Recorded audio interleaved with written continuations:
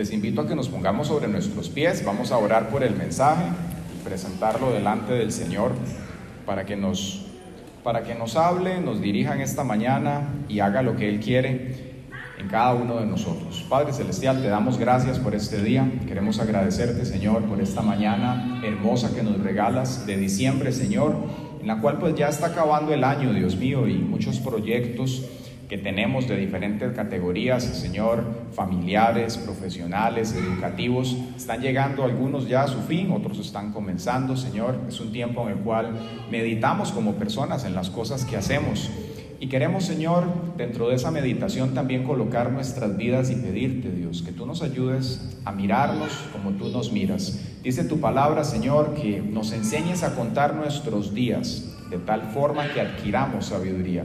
Por tanto, Señor, al llegar al ocaso de este año, queremos solicitarte eso, Padre, que tú nos enseñes y nos impartas sabiduría tuya, para que podamos mirar nuestras vidas en perspectiva con lo que tú estás haciendo en nosotros. Dice tu palabra, Señor, que el que empezó la buena obra en cada uno de nosotros, la perfeccionará hasta el día señalado. Por eso, Señor, sabemos que cada mes que pasa, cada semana, cada día, tú vas haciendo una obra maravillosa en nosotros, que va, Señor, construyéndose de la mano con tu Espíritu Santo, en atención a tu palabra y a lo que tú haces. Por eso te pedimos, Señor, por este mensaje, para que lo que se va a predicar hoy, Señor, estos materiales, podemos pensarlo como materiales de construcción, pues podamos, Señor, utilizarlos de la manera más adecuada, que se dé en nosotros lo que tú quieres, Padre, que podamos construir con este material precioso que es tu palabra, Dios, en nuestras vidas, nuestras familias y todo aquello, Señor, conexo que tú quieres también alcanzar. Te lo pedimos en el nombre de Jesús. Y para tal efecto, Señor, quiero pedirte por mí también. Me quito yo para que sea tu Espíritu Santo el que predique, el que enseñe, Señor. Dame las palabras adecuadas para que esto, Señor, llegue a nuestros corazones y nuestras mentes y produzca el fruto que tú estás persiguiendo en cada uno de nosotros.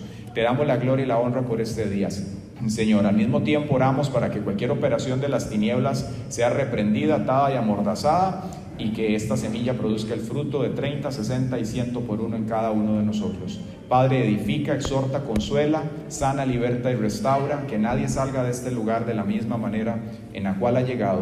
Te lo pedimos en el nombre de Jesús. Amén. Pueden tomar asiento, por favor. Y les vamos a invitar a que abran sus Biblias digitales o impresas en el Evangelio de Lucas, en el capítulo 10, Lucas capítulo 10. Vamos a estar concentrados en los versículos que van desde el versículo 1 hasta el 24. Lucas capítulo 10, del versículo 1 al 24. Hemos estado revisando el Evangelio de Lucas ya hace varios meses. De pronto, para las personas que nos visitan, hacemos esta nota. Y pues hemos aprendido muchísimo a la hora de revisar la palabra del Señor, como siempre. Si ustedes quisieran revisar los mensajes anteriores del Evangelio de Lucas, pueden verlo en nuestro canal de YouTube. Ahí están todas las entregas que se han hecho durante estos meses. Hoy estamos comenzando el capítulo 10, decíamos, y vamos a estar desde el versículo 1 hasta el 24. El tema de este mensaje le hemos denominado Evangelio, alegrías y deberes. Evangelio, alegrías y deberes. Entonces, vamos a arrancar desde el versículo 1. Yo estoy leyendo desde la Reina Valera contemporánea, por si notan alguna variación o quieren ubicar la versión exacta. La Reina Valera contemporánea dice de la siguiente manera: después de esto, el Señor eligió a otros 72 y de dos en dos los envió delante de Él a todas las ciudades y lugares a donde Él tenía que ir. Les dijo: ciertamente es mucha la mies, pero son pocos los segadores. Por tanto, pidan al Señor de la mies que envíe segadores a cosechar la mies, y ustedes pónganse en camino, pero tengan en cuenta que yo los envío como a corderos en medio de lobos. No lleven bolsa, ni alforja, ni calzado, ni se detengan en el camino a saludar a nadie. En cualquier casa donde entren, antes que nada, digan: paz a esta casa. Si hay allí gente de paz, la paz de ustedes reposará sobre esa gente. De lo contrario, la paz volverá a ustedes. Quédense en esa misma casa y coman y beban lo que les den, porque el obrero es digno de su salario. No vayan de casa en casa. En cualquier ciudad donde entren y los reciban, coman lo que les ofrezcan. sanen a los enfermos que allí haya y díganles: el reino de Dios se ha acercado a ustedes.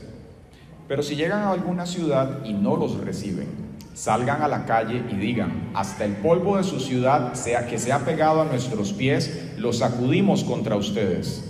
Pero sepan que el reino de Dios se ha acercado a ustedes. Yo les digo que en aquel día el castigo para Sodoma será más tolerable que para aquella ciudad.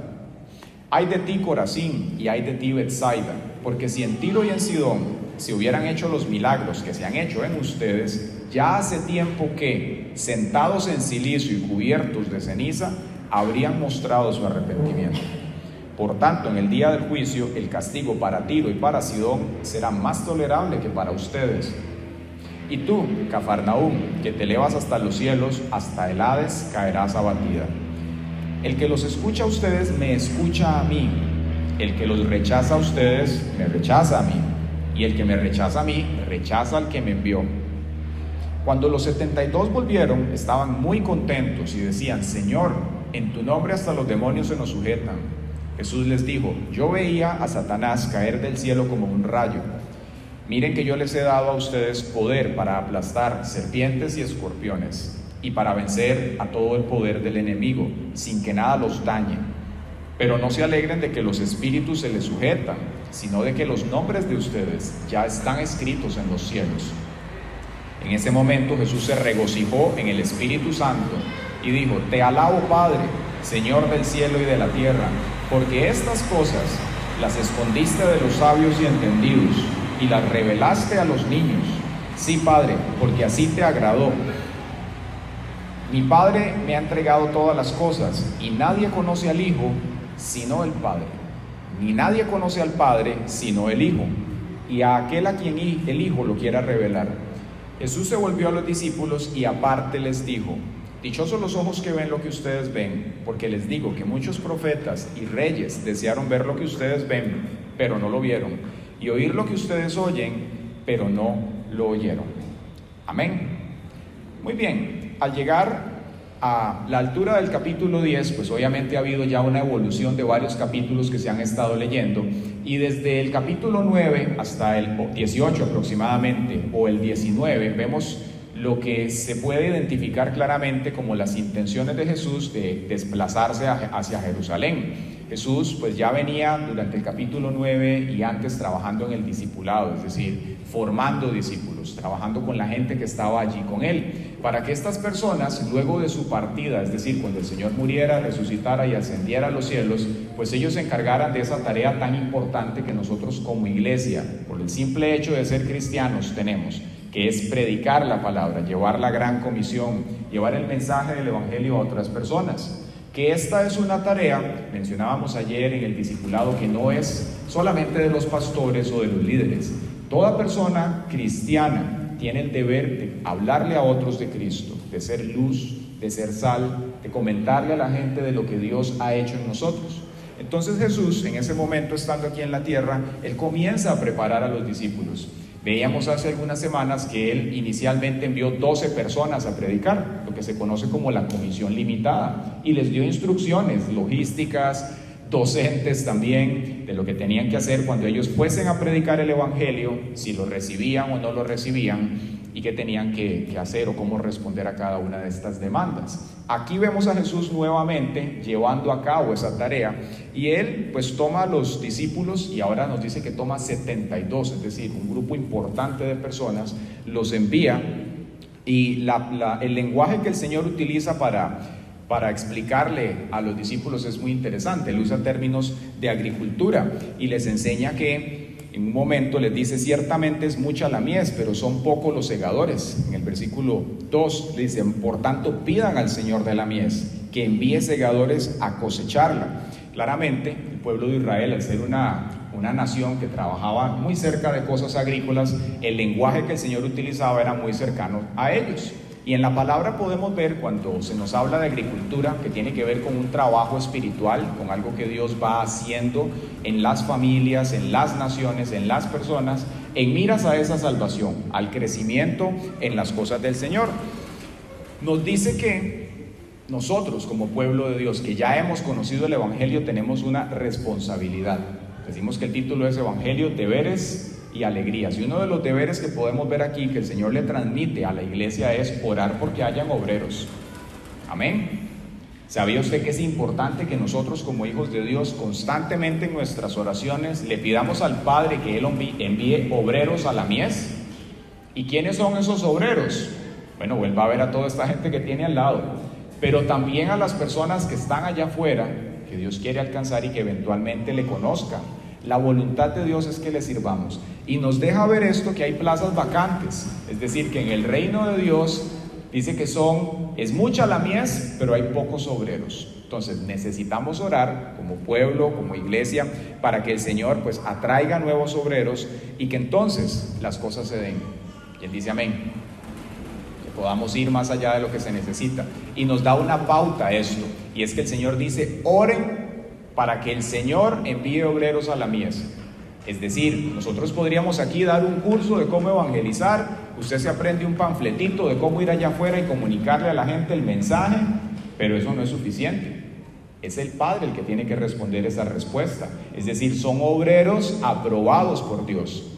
Es gente que Dios ha preparado y que ha capacitado. Es gente que va a venir en respuesta a una oración, no simplemente una estrategia de pronto sintética de decirle a alguien repita y haga esto. No, necesitamos gente que verdaderamente esté comprometida con el Señor, que venga como una respuesta a la oración de la iglesia, y esos obreros son los que se van a encargar de expandir y de llevar la obra del Señor y las misiones a todo punto en este planeta donde el Señor lo requiera. ¿Quién dice amén?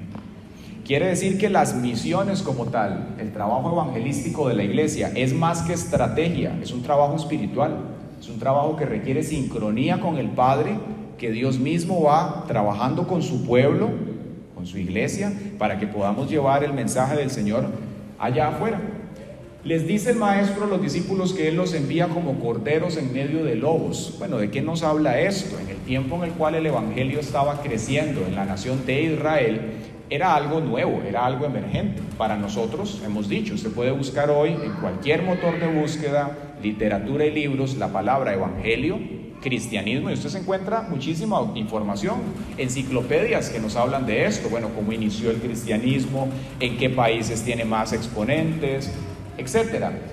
Para el pueblo en este momento, es decir, para los discípulos que estaban allá y se les estaba predicando, el cristianismo era algo totalmente innovador, era algo que ellos no conocían, era algo nuevo que Jesús lo estaba iniciando, y entonces había un rechazo por parte de la nación de Israel, de los escribas, de los fariseos, de todas estas personas que veían a Jesús como, no sé Rick, parece falso, ¿verdad? No sabemos, el hijo de María que supuestamente era virgen, no sabemos, este es el Mesías, no estamos seguros de este tipo.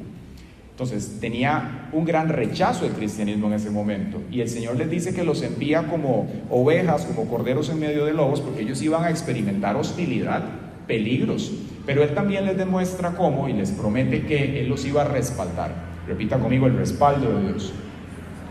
El respaldo de Dios iba a estar con ellos. ¿Con cualquier hijo de vecino? No, con la persona que está comprometida con el Señor, con la persona que le dice: tú eres mi Dios, tú eres mi Señor y yo vivo para ti. Con esas personas Dios está comprometido. Dios respalda la obra suya, Dios respalda su iglesia, Dios respalda la obra en aquellas personas que han decidido seguirlo. Y Dios les da aquí varias instrucciones, les dice que no lleven bolsa, que no lleven alforja, que no lleven calzado. La idea que nos transmite esto era pues la dependencia que los discípulos iban a necesitar y que nosotros también, vamos a ver un momento más adelante, tenemos que desarrollar.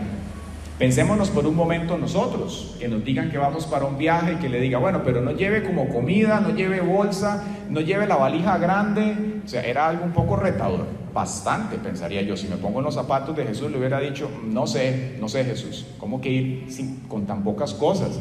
Pero iban a ver ellos, a través de esa dependencia, el poder de Dios moverse en el pueblo, en los discípulos, y todo lo que ellos iban a hacer.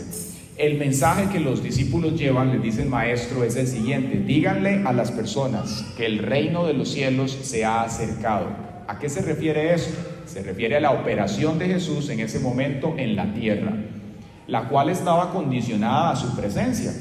¿De qué estamos hablando? Bueno, mientras Jesús estaba en la tierra, Él podía alcanzar a aquellas personas que estuviesen cerca de Él, estaba limitado geográficamente. Pero la voluntad del Señor era que en el momento que Él partiese, muriera, resucitara, viniera el Espíritu Santo, esa operación del Espíritu Santo se colocara sobre los discípulos a través del Espíritu Santo. Y entonces esto se expandiera hacia toda frontera, todo país, y ya no iba a estar esto circunscrito a la nación de Israel, es decir, iba a llegar a toda etnia.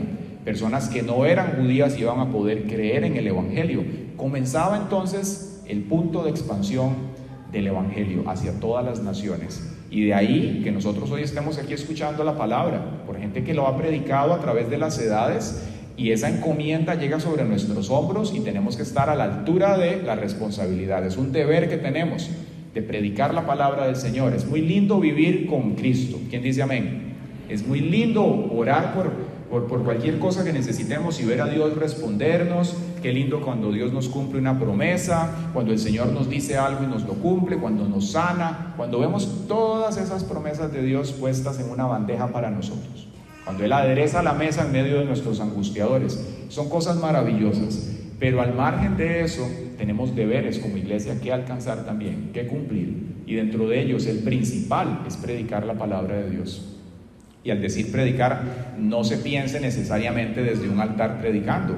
Predicar es usted simplemente hablarle a alguien de Dios, hablarle de Cristo, hablarle de la obra que el Señor ha hecho en su vida, de lo que hizo en ese madero, de su condición espiritual y lo que podría pasar si muriera y no tuviera al Maestro. Eso es una responsabilidad que nosotros como hijos de Dios tenemos. Les da Jesús aquí a ellos pautas importantes que nosotros tenemos que tener presente para que cuando prediquemos y llevemos el Evangelio a otras personas, notemos la responsabilidad que esto conlleva.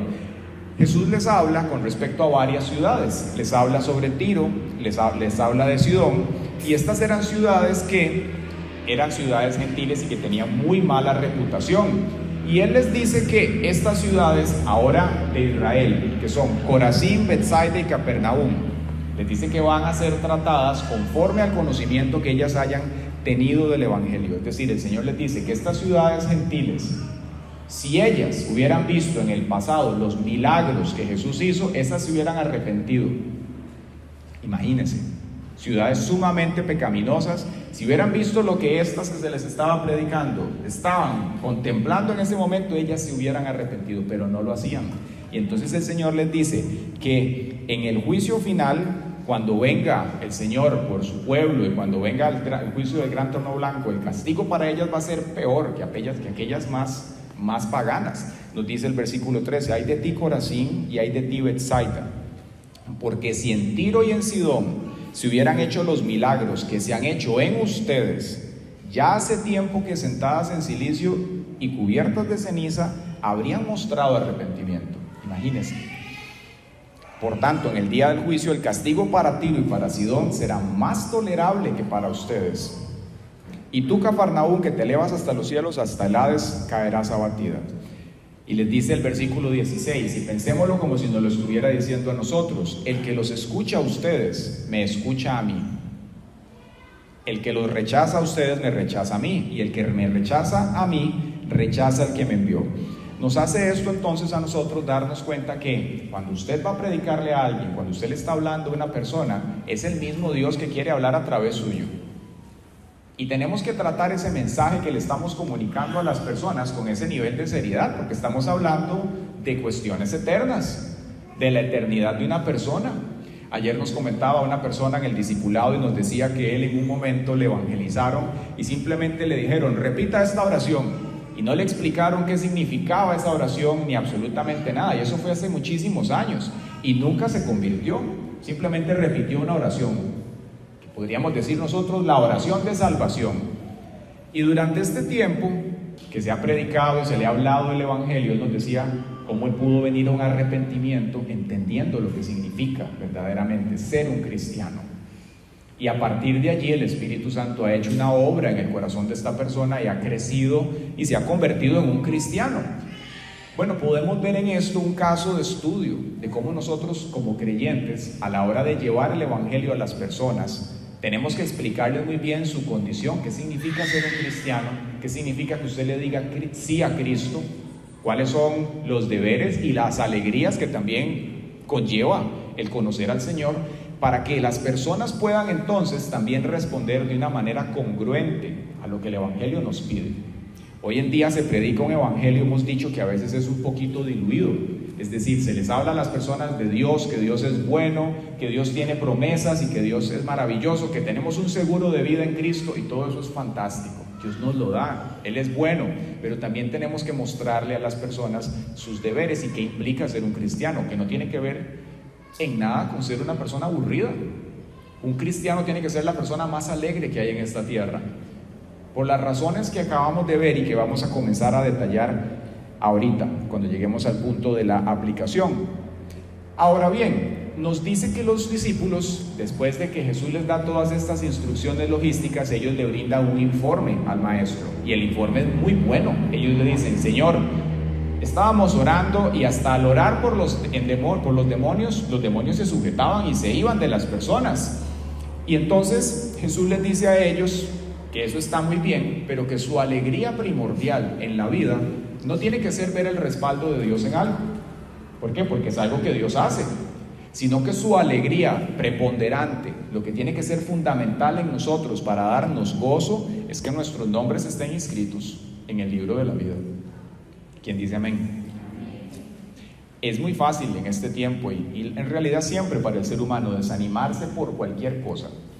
¿A nadie le ha pasado eso? Que se desanima a uno, no sé, porque perdió la liga o perdió esa prisa, dice alguien, y entonces ya anda el otro todo desanimado. O se desanima porque fue al gimnasio y estaba ocupado, no reservó. O se desanima porque no le hicieron el aumento de grado que querían el año. O X o Y razón. Las personas se desaniman por cualquier cantidad de cosas y permanecen así a veces mucho tiempo. Pero la verdadera alegría en el corazón de un creyente no tiene que ser nada terrenal. No quiere decir que usted no pueda alegrarse por cosas como estas, pero no puede eso condicionarle su gozo. Su gozo no es circunstancial. La alegría de la vida para un creyente está en que cuando usted parta de esta tierra, puede ser en horas o puede ser dentro de muchos años, usted va a ver cara a cara el rostro del Maestro, ¿sí? De aquella persona que sin usted conocerle, porque no le conocimos físicamente, lo dio todo por usted. Que un día delante de ese madero dijo: voy a recibir, voy a aceptar todos los golpes, latigazos, me voy a despojar de mi gloria, voy a venir a esta tierra, voy a vivir como cualquier mortal, voy a vivir una vida de santidad por Nilda, por Andrés, por Michael, por Eric, por Federico. Voy a vivir de esa manera, voy a permitir que me escupan, voy a recibir 40 latigazos menos uno, voy a llevar un madero en mis espaldas, voy a vivir verdaderamente una vida que va a cumplir con la ley para que un día yo pueda ver a estos hijos míos delante de mi presencia. ¿Quién le da la gloria al Señor? No hay nadie que le ame a usted más en esta tierra, ni lo habrá, de lo que el Maestro le ha amado, ¿sí? Cualquier desamor que usted haya experimentado en la vida, cualquier situación triste, tiene que verse totalmente eclipsada por ese amor. Eso es lo que a nosotros nos tiene que verdaderamente compungir y llevar a tener alegría en nuestro corazón, de que nuestro Maestro lo dio todo por nosotros, y que cuando partamos de esta tierra, que vivimos aquí, no sé, 80, 100 años, 120 años, partimos es para una eternidad con Él. Y lo vamos a ver y vamos a recibir cuerpos nuevos. ¿Quién dice gloria a Dios? Amén, cuerpos nuevos, glorificados. Y vamos a estar adorándole a Él eternamente. Esa es la alegría que tiene que estar en el creyente, en su corazón. Jesús les dice algo bien lindo aquí, y Él les menciona que el Padre le dice en el versículo 21, en ese momento Jesús se regocijó en el Espíritu Santo y dijo: te alabo, Padre, Señor del cielo y de la tierra, porque estas cosas las escondiste de los sabios y entendidos y las revelaste a los niños. Sí, Padre, porque así te agradó. Mi Padre me ha entregado todas las cosas. Y escuche esto: y nadie conoce al Hijo sino el Padre, y ni nadie conoce al Padre sino el Hijo, y aquel a quien el Hijo lo quiera revelar. ¿Qué nos hace entender esto? Que hay un enlace maravilloso pero esencial entre el Padre Jesús y nosotros. Y si nosotros queremos conocer al Padre Celestial, es a través de Él. Usted puede conocer toda la Biblia, usted puede decir amar a Dios, es a través de Jesús, aquel a quien Él se lo quiere revelar, que nosotros comenzamos a conocer a Dios, al Padre Celestial, y el amor de Él se revela a nosotros. ¿Quién dice amén? Qué linda invitación de parte del Señor de pasar de un conocimiento del cristianismo cultural, religioso, que tal vez escuchamos en algún momento, a conocer a aquel que nos formó en el vientre de nuestra madre, aquel que sabe cómo está usted hecho, constituido a nivel molecular, celular, que conoce su mente, sus sentimientos, sus quebrantos, sus dolores, aquel que te conoce perfectamente. Qué lindo saber que vamos a conocerle a través de Jesús y que un día le vamos a ver a Él. Quien quiere conocer al Padre Celestial, que se revele a nosotros, y es a través de Jesús, porque solamente a través de Él se puede. Él mismo nos dijo esto en Juan 14:6: yo soy el camino, la verdad y la vida. Nadie llega al Padre sino por mí. Qué maravilla eso, que Jesús es el que no solamente se puso en el madero por nosotros, sino que Él es esa puerta de enlace para que podamos conocer al Padre de los Espíritus, dice la Escritura, al Padre Celestial, a nuestro Hacedor, al que nos hizo. Es a través del Maestro que lo podemos conocer nosotros. Y podemos aquí trazar bastantes cosas hacia nuestros días. Si queremos trazar un puente de aplicación para ver este mensaje, su relevancia hacia nosotros hoy, podemos ver varias cosas. Del primer punto, es decir, de la misión de los 72, podemos ver que Dios los manda a ellos a trabajar en equipo, porque les dice que vayan de 2 en 2. Envía a un gran grupo, 72, pero al llegar a las ciudades que Jesús les dice, los manda a que se segmenten y vayan en parejas, vayan en grupos a predicar. Y nos enseña cómo nosotros, como hijos de Dios, como creyentes, a lo interno de la iglesia, tenemos que aprender a trabajar en equipo. ¿Y sabe usted por qué tenemos que hacerlo? Porque si usted observa en este lugar, todos somos diferentes, amén. Y así como tenemos diferencias físicas, también las tenemos a nivel de personalidad, de educación, y a veces nos toca un poquito esta palabra que nos gusta tanto a los humanos, soportar. ¿A quién le gusta esa palabra? Soportar las diferencias que tenemos entre nosotros. A veces a nivel de pareja es difícil soportarse, y solamente en el amor de Cristo lo podemos hacer. Ese mismo amor que sostiene una pareja unida, que no es el amor romántico ni es el amor pasional, el amor de Cristo que se perfecciona en nuestros corazones y aprendemos a soportar a nuestra pareja, a nuestros hijos y demás. Eso tenemos que exhibirlo a lo interno de la iglesia. Tiene que haber una cultura interna definida por principios cristianos que nos ayuda a nosotros a entender cuando el hermano se comporta de una manera un poquito irracional, o se le sale la carnilla, diría uno, la chuleta, ¿verdad? Cuando se comporta de una manera tal vez tosca, aprender a amar a las personas, aceptarlos, soportarlos. Y si nos está costando trabajo hacer eso, bueno, recordar hace unos años cómo éramos nosotros. Antes de conocer al Maestro, cómo éramos. Cuando no estábamos en Cristo, ¿cómo eras? Éramos un poquito difíciles, ¿verdad? Otros, digo yo no, ¿verdad? Diría uno. Todos, hermanos, tenemos nuestros asuntos, todos tenemos nuestras áreas. Cuando venimos a Cristo, Él nos enseña que ese amor que Él nos mostró, dice la palabra, cuando estábamos muertos en delitos y pecados, es decir, en nuestra peor hora, Él nos amó con toda su fuerza. Bueno, así mismo nosotros tenemos que aprender a ejercerlo hacia la gente, a amar a la gente en su peor momento. ¿Sabe qué hago yo cuando de pronto necesito aprender a soportar? Me veo en el rostro de la persona y me pienso tratándome a mí mismo. ¿Cómo me trató Dios a mí? Con amor y benignidad. Ok, entonces voy a ser congruente y voy a tratar a esa persona de esa manera. Tengo que hacerlo. ¿Lo hago bien todas las veces? No, pero todas sí trato de meditar y llevar mi mente al Señor en ese asunto, porque es un mandamiento. Tengo que aprender a trabajar en equipo, a soportar a las personas, a amarlas como Cristo nos ha amado. ¿Y sabe usted por qué esto es importante? Es decir, el trabajo en equipo dentro de la iglesia. Porque la palabra de Dios nos manda a estar unánimes en el Espíritu. Podemos ver en el libro de los Hechos que cuando el Espíritu Santo se derrama, dice que ellos estaban juntos y unánimes. Ahora bien, ¿qué es unanimidad? Unanimidad es más que unidad. Nosotros podemos estar aquí juntos, pero no necesariamente unánimes.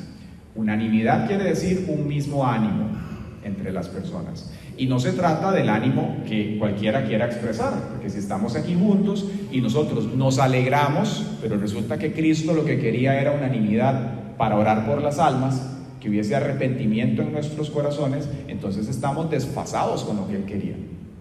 La unanimidad que tiene que estar en la iglesia es en el Espíritu, dice la palabra, unánimes en el Espíritu. Para que yo pueda estar unánime con otra persona, solamente lo puedo hacer en oración, lo puedo hacer estando en el Espíritu. Y cuando estamos unánimes en el Espíritu, entonces vamos a entender qué es lo que el Espíritu Santo quiere, vamos a oír la voz de Dios a través de la palabra y a través del Espíritu Santo, y vamos a poder atender a sus demandas. ¿Quién dice amén? Deberes y alegrías. Entonces, el trabajo de ser cristiano va más allá de simplemente conocer la palabra, de recibir las bendiciones de Dios. Tiene que ver con un trabajo en equipo que vamos a orar porque tenemos una misión. Pues va a ver al que está al lado, dígale, tenemos una tarea. Y si está solo, dígaselo usted mismo, tengo una tarea. Tenemos una tarea, y esa es la de traer las almas perdidas acá. Así como un día alguien te habló a ti del Evangelio, esa persona oró por usted, hay gente esperando que nosotros lo hagamos, que respondamos en justicia a esa encomienda que Dios nos entregó y podamos entonces hablarles a los demás. Necesitamos estar unánimes. Podemos ver en esa misión de los 70, pero también vemos algo muy lindo hacia nosotros, que es la dependencia del Espíritu Santo. El Señor les dice, retomemos la idea, no lleven bolsa, alforja, espada ni comida, donde se queden, reciban lo que les dan. ¿Qué nos enseña? Que cuando usted le sirve a Dios, y como hijo de Dios aún más allá del servicio, nosotros tenemos que aprender a depender del Espíritu Santo. Amén. Depender de las promesas de Dios. Cuando la cuenta bancaria tiene un montón de ceros, cuando todo va bien en la vida, cuando las cosas están como nosotros queremos, es muy fácil decirle gracias a Dios y confiar en Él. Pero cuando las cosas se sacuden un poquito, cuando vienen pruebas, cuando vienen situaciones, es allí donde se pone a prueba nuestra fe y nuestra dependencia de Dios. Podemos reaccionar de maneras humanas con todas las ofertas que hay allá afuera. Supongamos que sea una situación económica y entonces usted se desespera y busca la mejor alternativa que tiene cerca. Tal vez implica enjaranarse, tomar un préstamo, o pensamos que es un tema de salud, entonces vamos y pagamos los especialistas, o tal vez buscamos los médicos que están en nuestro alcance, pero ¿dónde quedó la opinión de Dios del asunto? No está mal que usted busque un médico, no está mal que usted consulte con especialistas, vea consultores, pero ¿cuál es la opinión de Dios del asunto? Tal vez Dios se quería glorificar en la situación. Dios quería que usted dependiera de Él, que usted orara y Él hacer un milagro.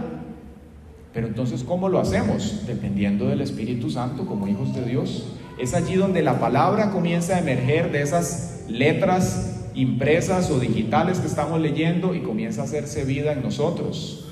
Comenzamos a conocer a un Dios vivo, no un Dios sintético, ni digital, ni impreso, que solamente habita en nuestras memorias, sino también está en el espíritu y en el corazón de los creyentes, y que responde a la fe del pueblo suyo.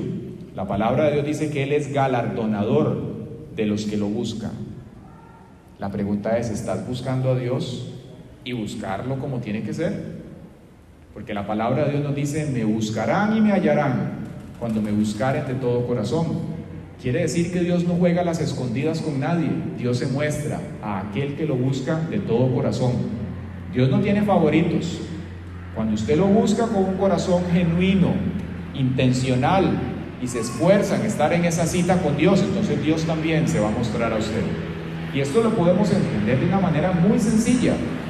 Piense si ustedes, los que están casados o han tenido novia o novio en algún momento, cuando usted estaba en esa fase de cortejo, ¿verdad que usted era muy intencional?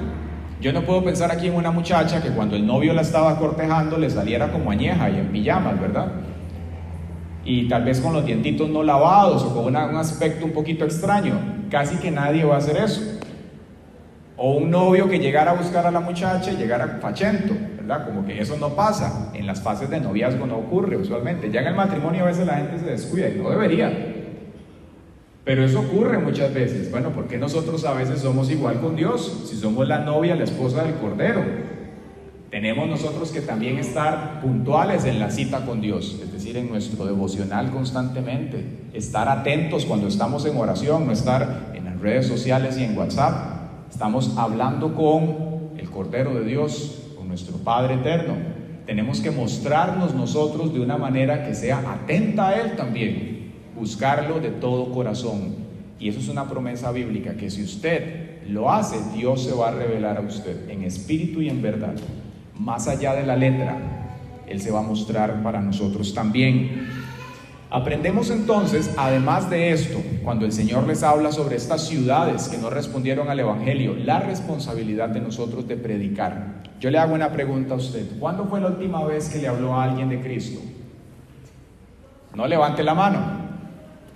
Piense por un momento, ¿cuándo fue la última vez que yo le prediqué a alguien? O de pronto oré por las almas perdidas. Cri, cri, cri, cri.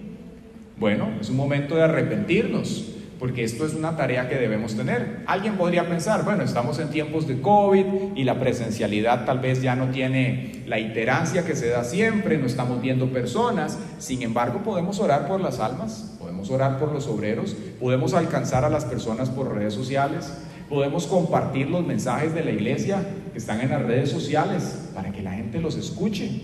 Podemos invertir en relaciones con las personas, no para de entrada presentarle el Evangelio y decirle arrepiéntase, pecador.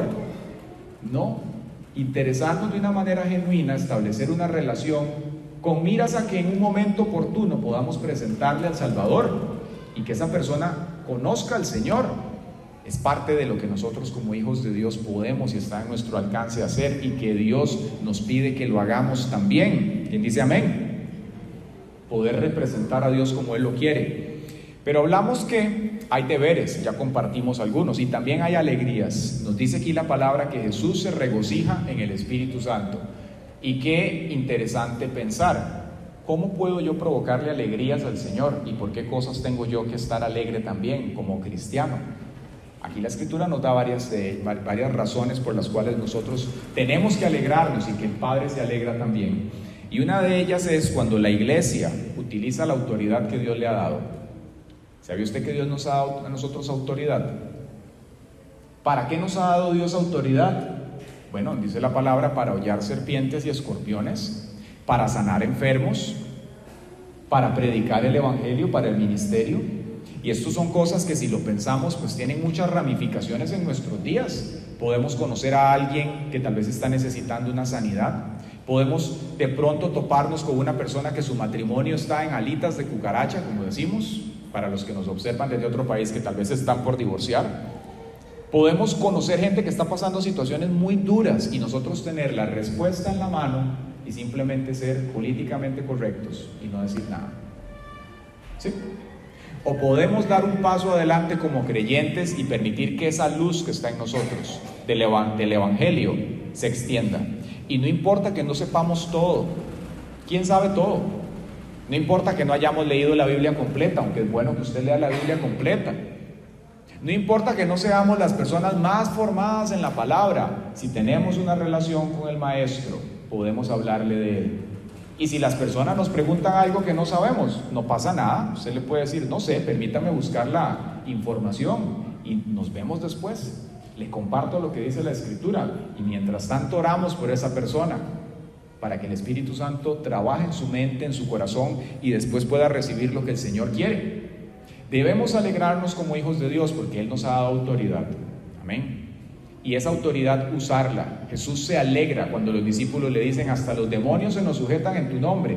Dice que Jesús se alegra y Él dice que esa alegría en la palabra la da o Él la experimenta porque estas cosas, nos dice, el Señor la escondió de los sabios y entendidos y se las reveló a los niños. ¿Qué significan los niños en ese contexto de lo que el Maestro está diciendo?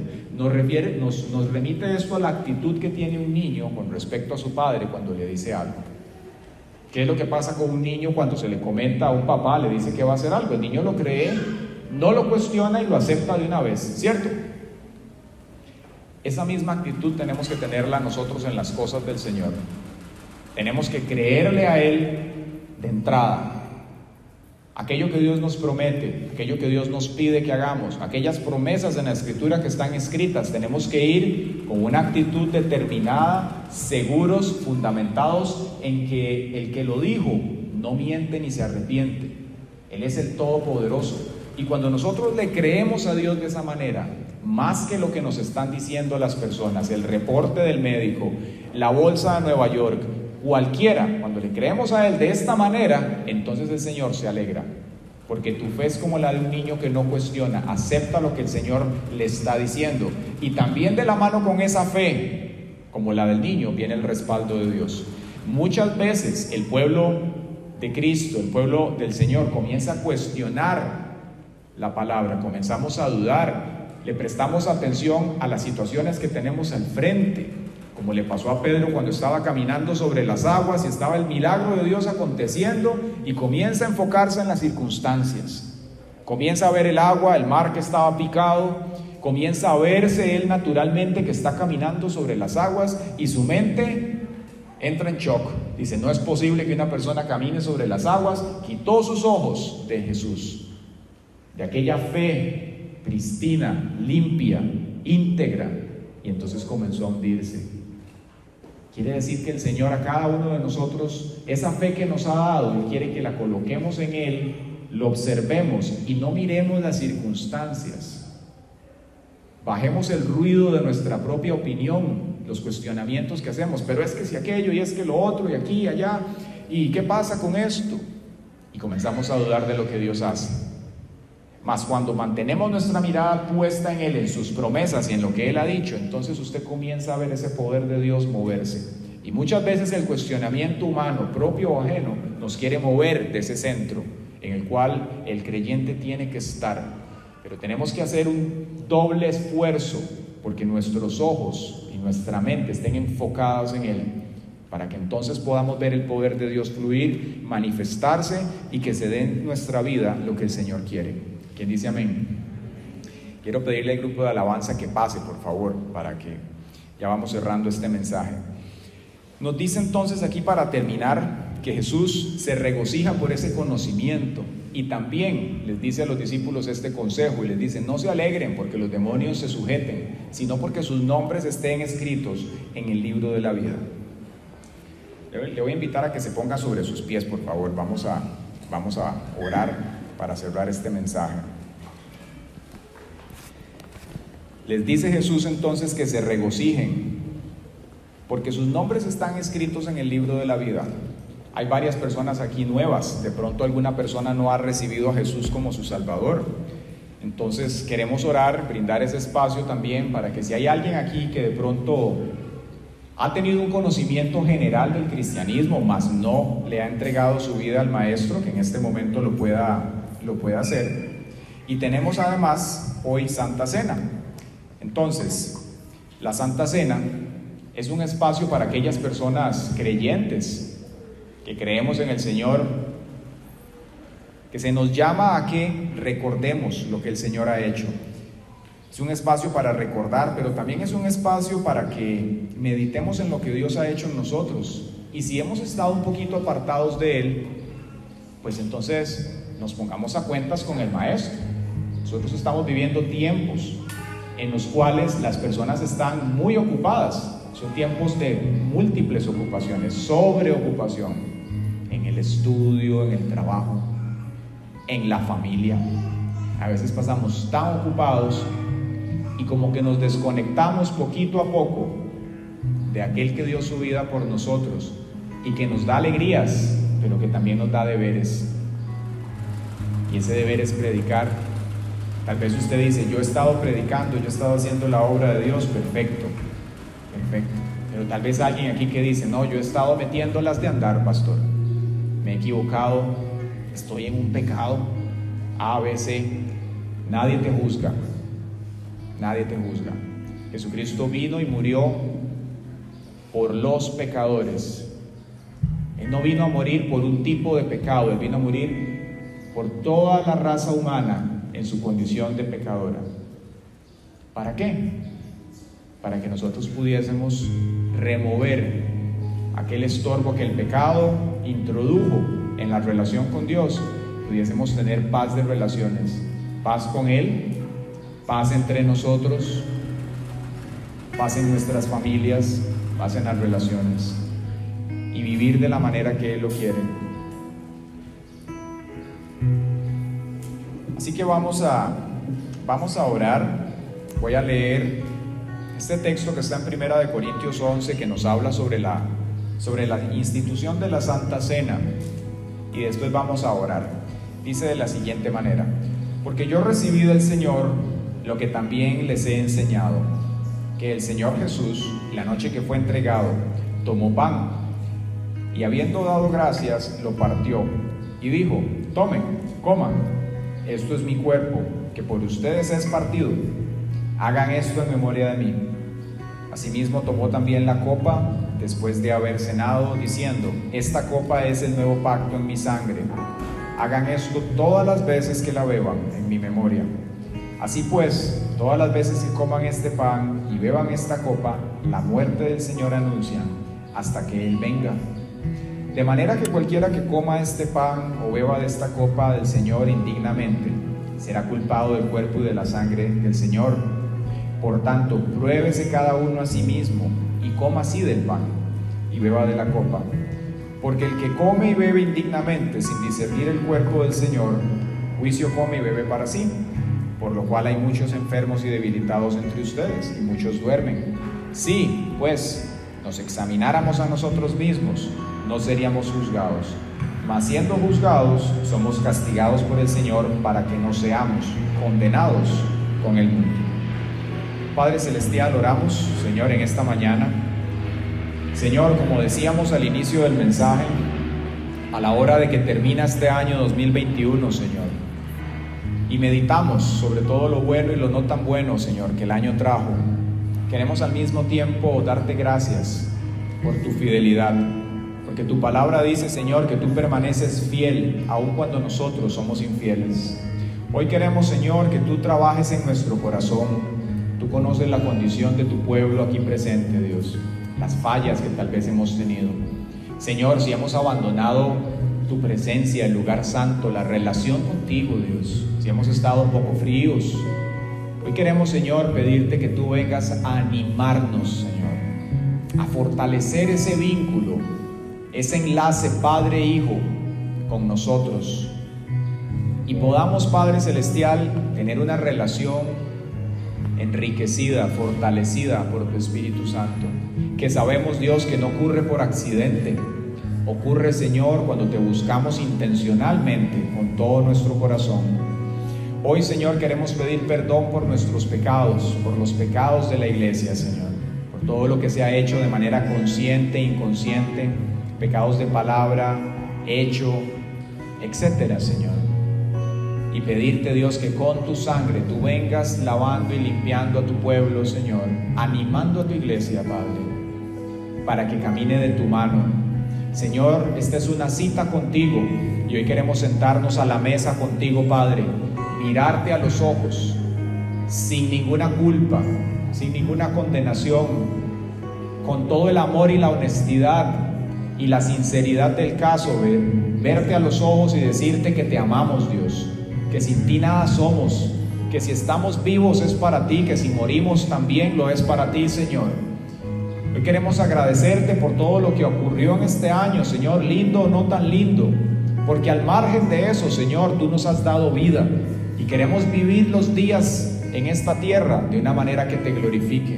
Queremos, Señor, tener las alegrías que transmite el Evangelio, y también, Señor, cumplir con los deberes que nos llevarán a más alegrías también, Padre, como tú lo has pedido, Señor. Hoy te damos gracias, Señor, por cada persona que está aquí presente, por cada familia, Señor, por cada casa, por cada trabajo, por cada empresa, por cada emprendimiento, por cada cosa que se está haciendo. Gracias, Señor. Gracias por tu bondad, Señor, hacia tu pueblo.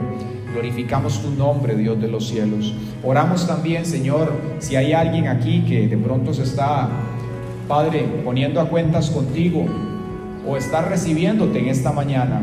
Oramos, Señor, y te pedimos que tú trabajes en los corazones y que puedan estas personas, Señor, hoy confesarte como el Salvador, confesar su pecado y reconocer que tú eres, Señor, el Hijo de Dios que murió y resucitó y que inscribes nuestros nombres en el libro de la vida, Padre.